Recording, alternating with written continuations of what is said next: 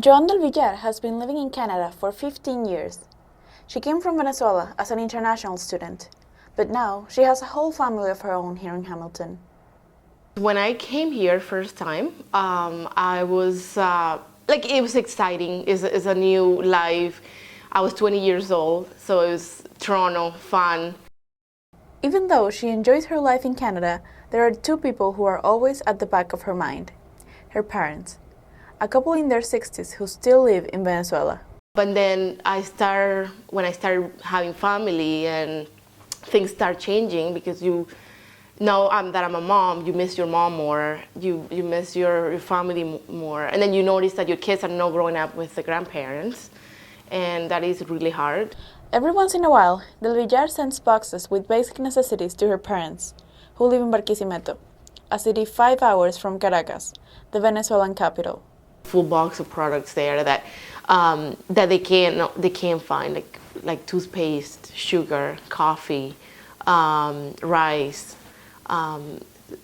things that you will find here anywhere. They can't find there, and not just in one city. It's like everywhere they go, every city they go to. But why does Del Villar have to send these boxes? It all started with Hugo Chavez and his failed socialism of the 21st century.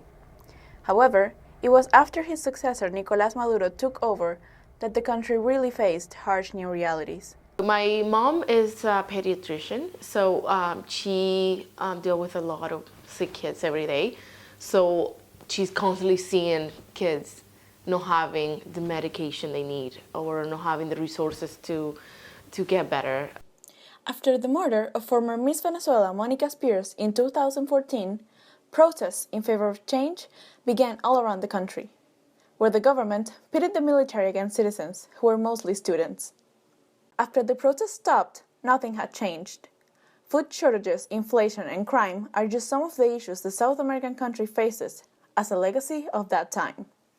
Before, I used to send them one thing at a time once in a while, but now I'm sending boxes almost every 2-3 weeks. Del Villar's concerns are not exclusive to her. Maria Aguirre moved to Canada 2 years ago. She also worries daily about her parents and brothers who live in Maracaibo, a city in the west of Venezuela. What happens if one of them gets sick? They don't have enough medicines to, I don't know, basic needs. Getting food as it is, it's a job itself. The feeling of loneliness was what guided her to search on the internet for Venezuelan groups in Canada. That's how she found the Facebook group Venezuelans in Hamilton, where she met Del Villar. She's been so great. So she's like a little aunt to me. She's like, oh, you shouldn't be all by yourself, Maria. Come and spend Christmas with us. Or, oh, Maria, let's go to the park because we're having a Venezuelan kind of picnic thing. And I went there and I was spending really nice quality time with other Venezuelans, which was nice. Venezuelans in Hamilton is a Facebook group that Joan started over 2 years ago. When my sister came here, first thing she said, where are your Venezuelan friends? And I said, don't have any Venezuelan friends. So then I said to my sister, well, what we can do is maybe open a group, a Facebook group, and see what happens. Right now we have 186 members. We have hosted 2 summer picnics, and where everybody brings food, and then we just talk, have some Venezuelan music.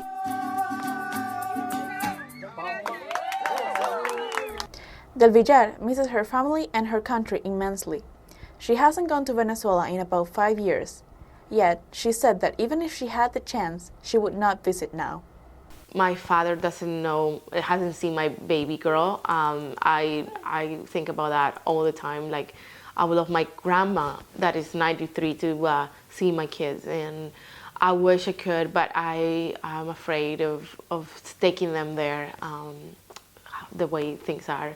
Del Villar tries every week to communicate with her parents, but sometimes the bad internet connection in Venezuela makes it challenging.